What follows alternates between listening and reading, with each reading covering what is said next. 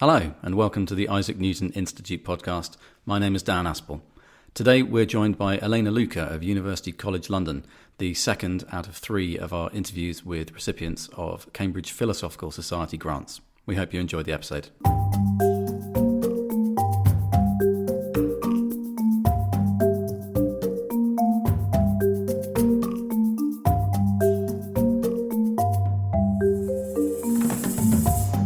Elena, thank you very much for joining us. It's a real pleasure to have you here. And you are in Cyprus right now. Yeah. Thank you very much for having me in this podcast. I'm actually back in Cyprus and working remotely. I mean, because of the situation. Yes. And meanwhile, Kira and myself are in sunny Cambridge. So it's pretty lovely out there, isn't it, Kira? It is actually sunny today. Yeah, that wasn't just a lie. Yeah. So let's press on. So Elena, as I said, it's lovely to have you here, and this is the second of our Cambridge Philosophical Society mini-series.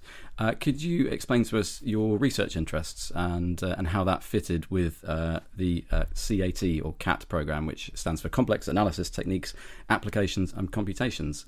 Give us a little introduction to yourself, if you don't mind. Yeah, so my research interests lie basically in the applications of methods of complex analysis to problems arising in physical and biological sciences and also applied mathematics. So I'm particularly interested in fluid dynamics and basically viscous flows. The main theme of the CAD program was complex analysis and applications. So, I mean, that was exactly my research topic. And so basically, and also I should also say that I also attended the Wienerhof program before the CAT program. And I also apply my complex analysis methods to problems arising in diffraction theory and in those fields, those leads to a Wienerhof problem as well. Yeah. So both of those were in our latest annual report, which we've just put together. So you were very busy here in 2019. Yeah, you actually spent a month for the Wienerhof program, 4 months for the complex analysis program, and I was fortunate enough to move to Cambridge 3 months before the start of the Wienerhof program because I was awarded a David Crichton Fellowship. So I was working with the director of the Newton Institute, Professor David Abrahams, from May to July. So that fit perfectly. So I started collaborating with him, then the Wienerhof program, then the complex analysis program. So it was really a lovely time for me to be there. Yeah. Yeah, you picked a good year for it as well. Yes. Yeah, there was quite a lot of overlapping sort of stuff in that whole period, wasn't there? Because I think a lot of the people on the Wienerhof program then also kind of fed into the complex analysis program. And at the same time, there was also I forget what it stands for, the GCS program, like on geometric numerical techniques, which there seems to be quite a bit of crossover with some of the complex analysis techniques. So there was kind of, it's a bit of a sort of applied maths sort of group of everything to do with complex analysis period of time.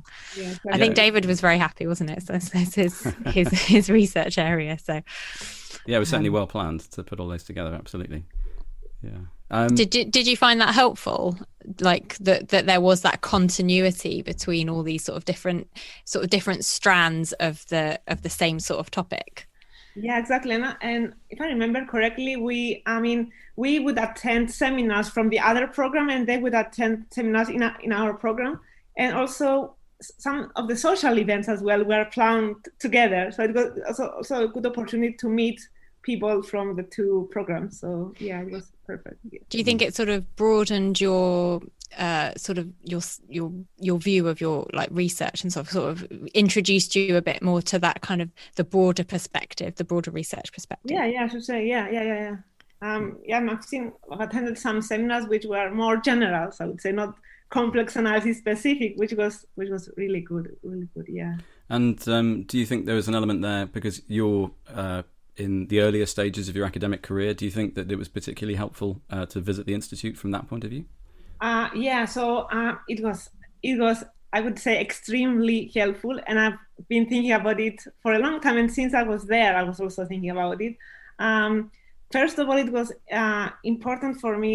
I mean, it was an opportunity for me to learn about new problems, and also hear from people, from researchers that I have been reading their work. So it was an opportunity to see their work there and meet them. And also very important for me was that the duration of the program, which was like especially the complex analysis program, which was a it was a long program, a 4-month program. It also gave me the time, if I wanted to start collaborating with people there, it gave me that time to do that.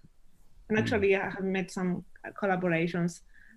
Yeah, because it can be quite challenging, particularly as an early career researcher content, to like really start those collaborations, and you do need that time, because it's almost when you're starting a collaboration, it kind of feels like you're building a friendship, doesn't it? Like you kind of, it's this new relationship, and it doesn't happen overnight, and you've kind of got to nurture it, and it takes time, particularly with some of the more senior academics who are incredibly busy. I don't know whether you find that when you're trying to sort of get hold of some of these very senior people, it can be very difficult to get 5 minutes with them, whereas when they're in the institute and you're making coffee, you can kind of corner them a bit more easily. And also, as you said, as an early career researcher, I think I need more time, and I need more time to start the collaboration. And once we start the collaboration, then I guess we can communicate remotely. I mean, for senior people, I guess it's easier to discuss something in 5 minutes and then start working on that, and then communicating by Skype or remotely. But for me, it was, these 4 months, it was a good amount of time so that I could meet people and, build these friendships and then start from there. Yeah. And on the topic of being an early career researcher and the excitement and the situation and the needs of that, I guess. Let's talk a little bit about funding. Do you think that funding is important for people in your situation? Yeah, again, I was very lucky because, especially for the for the complex analysis program, 2 of the organizers, so basically the lead organizer, was my postdoc advisor. And then one of the other organizers was my PhD advisor. So I already had the support of me attending the CAD program. And also for the Winterhoff program, it was, again, some connections that I had. I got this invitation for that program. So, I have been very lucky in general that I have had very supportive advisors and mentors, who also always encouraged me to apply for funding and for conferences, and also supported my me visiting, for example, Japan. I have had the opportunity to visit Japan, and I think when you are young in the academic career, the most important is to be given the opportunity to travel to other places and meet people in person, because it's not the same as sending an email. So I think it's extremely important, and I think and still until now, whenever I see opportunities for funding and for conferences and for these things, I always apply. And I just remember something else, is that when I was at the Newton Institute, the Newton Institute supported me visiting other UK institutions. So before being at the Newton Institute, I was in the US. So I was away for 2 years from the UK. So I moved there. I was in the UK, and then the Newton Institute supported me visiting, I think, 3 or 4 UK institutions to give seminars. So that was really, really good and very important for me as well. Yeah. Yeah, and you've recently changed your home institution. In April, you started a new job, didn't you? So that obviously, I imagine from the outside, that changes the situation in terms of what funding you can apply for, how much support you get from your department. How have you found that? So now I'm at UCL, And I mean, now I have some funding for attending conferences and going to give seminars. But yeah, so it's different now because I mean, when I was a PhD student, maybe I had more opportunities to apply. But then still now I have opportunities, and I should also say that during the Newton program, some of the collaborations that we started during that time. Now we are applying for some other grants, and then those grants will fund my visits to other institutions, and will also fund visits from my collaborators to UCL. Yeah. Mm. Yeah. And getting those grants, I guess, should be said that as an early career researcher, it's really important for you to get the opportunity to be on those grants, isn't it? Because by being involved in these grants, that helps with your career progression within the university and gives you funding to support your research. But I guess as an early career researcher, it can be very difficult to put in a grant, particularly for like a big application, solo, to fly solo. And so by getting the opportunity to have these collaborations with some of the more senior academics and to get involved then in grant applications, it's something that you really need to do, but it can be very tricky. You can't just send an email to an academic and say, well, I don't know, it can be intimidating to say, oh, I'd like to do this grant application with you. Whereas often they might have one on the go, and by having these sessions at like the Isaac Newton Institute, you kind of get to chat to them, they see you're interested in it, and that's the way in which you can get involved, isn't it? It's quite, because it can sometimes feel a slightly closed when you're at that early stage. You kind of don't know how to get involved in all of these things that you want to do. They kind of feel slightly closed off. And so I guess it's by having these things like the CAP program, it gives you that door, opens the door for you, maybe. Yeah, exactly. So I should say that last year I have applied to two fellowship applications, individual, alone, and I was unsuccessful. So maybe I was thinking, maybe I should start by maybe starting to apply with some more senior people and being a co-investigator would be a good first step to learn more how the procedure works and learn how to write grants, because we don't get training up for that. So so as I said, my postdoc advisor was at the Newton Institute last year, and he always advised me to apply for these things, and he was the one, together with another with Loredana Lanzani, who was a participant at the CAD program from Syracuse University, that we started working together, and then both were very supporting of writing a proposal together. Obviously, they did most of the work, but I guess for me it's the first step to start learning how these things work, and then I will then be able to apply individually for these things. One thing that comes across a lot, I think, is a sort of confident, positive energy that you have. Has that been fed by the success of the funding applications, or was it there beforehand, I wonder? Yeah, so I'm generally enthusiastic about research, and I think